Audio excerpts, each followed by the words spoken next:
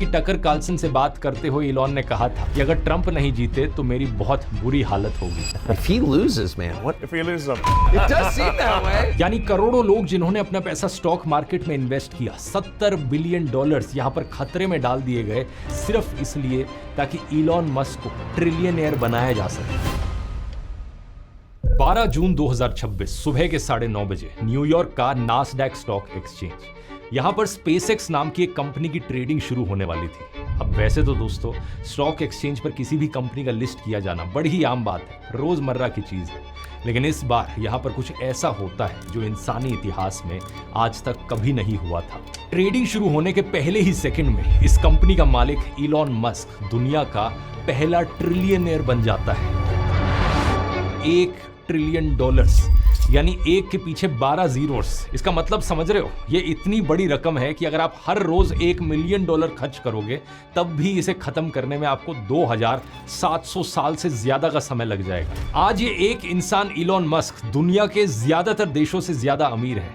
इनकी दौलत इतनी है कि दुनिया के अगले 4 सबसे अमीर लोगों की नेटवर्थ अगर आप जोड़ भी दो, यानी कि गूगल के फाउंडर, अमेजॉन के फाउंडर, ओरेकल के फाउंडर, फेसबुक के फाउंडर, इनकी कंबाइंड वेल्थ भी इस अकेले इंसान के नीचे आएगी। लेकिन क्या आप जानते हो इस नंबर के पीछे की असली कहानी जो आपको कोई बता नहीं रहा है? इसमें शामिल है शेयर मार्केट की चालाकी, एक प्रेसिडेंट के साथ की गई डील और एक ऐसा खेल जिसके बारे में आप सुनोगे तो आप शॉक हो जाओगे। आइए जानते हैं इलॉन मस्क की असलियत आज के इस वीडियो में। I mean, my mind is a storm. I don't think most people would want to be me. They may think they would want to be me, but they don't know. Is your storm a happy storm? No.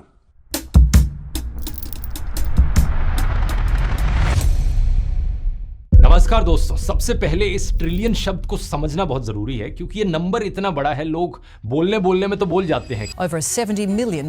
Billion. $1 trillion. लेकिन दिमाग के लिए process करना ये काफी मुश्किल होता है। इसे टाइम के हिसाब से सोच कर देखो, अगर आप समय में 1 मिलियन सेकंड्स पीछे जाओगे तो आप 11.5 दिन पीछे चले जाओगे। कोई ज्यादा बड़ा समय नहीं है, लेकिन अगर आप 1 बिलियन सेकंड्स टाइम में पीछे जाओगे तो आप 32 साल पीछे चले जाओगे, यानी कि शायद आपके या मेरे पैदा होने से पहले। लेकिन अगर आप समय में 1 ट्रिलियन सेकंड्स पीछे जाओगे तो आप सीधा 31,000 साल पीछे चले जाओगे, यानी एक ऐसे समय में जहां कोई इंसानी सिविलाइजेशन शुरू भी नहीं हुई थी। आज के दिन दुनिया भर में सिर्फ 21 देश ऐसे हैं जिनका जीडीपी $1 ट्रिलियन से ज्यादा है और अब इलॉन मस्क की नेटवर्थ इस नंबर को क्रॉस कर चुकी है। अब सवाल यह है कि ये नेटवर्थ एक्चुअली में कैलकुलेट कैसे करी गई, और यहीं पर आता है दोस्तों पहला बड़ा खेल बिलियनेयर या ट्रिलियनेयर होने का। फोर्ब्स के हिसाब से इलॉन मस्क के पास स्पेसएक्स के 38% शेयर्स हैं और स्पेसएक्स कंपनी की जो वैल्यूएशन है मार्केट में वो $2.2 ट्रिलियन की हो चुकी है। ऐसे ही टेस्ला की वैल्यूएशन लगभग $1 ट्रिलियन से ज्यादा की है। इसमें इलॉन का शेयर 15 से 25% तक का बताया जाता है। तो सिर्फ इन 2 कंपनीज में स्टेक की वजह से ही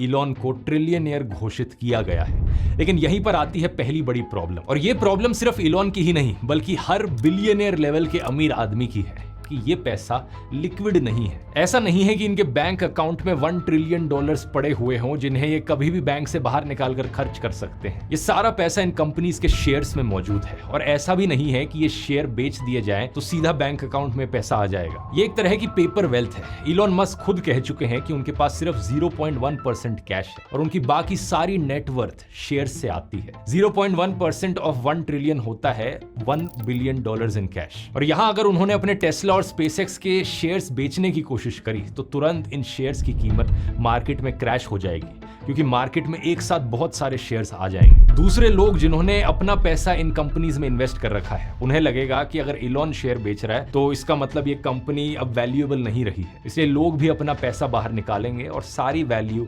नीचे क्रैश कर जाएगी। तो मतलब समझ रहे हो दोस्तों, कुछ महीनों में ये सारी दौलत सिर्फ स्क्रीन पर दिखने वाला एक नंबर है जो दूसरों के भरोसे पर टिका हुआ है। जिस दिन मार्केट का मूड बदला ये पेपर वेल्थ गिरकर आधी हो सकती है। लेकिन यहां पर जानते हो एक चीज ऐसी है जो कभी क्रैश नहीं हो सकती, जो किसी मार्केट पर डिपेंड नहीं करती। ये है आपकी अपनी स्किल्स, जो चीजें आप सीखते हो, जो चीजें आप जानते हो। और आज के समय में सबसे वैल्यूएबल स्किल है खुद एआई से चीजें बनाना, और यही चीज आपको सिखाने के लिए मैं लेकर आया हूं अपना नया एआई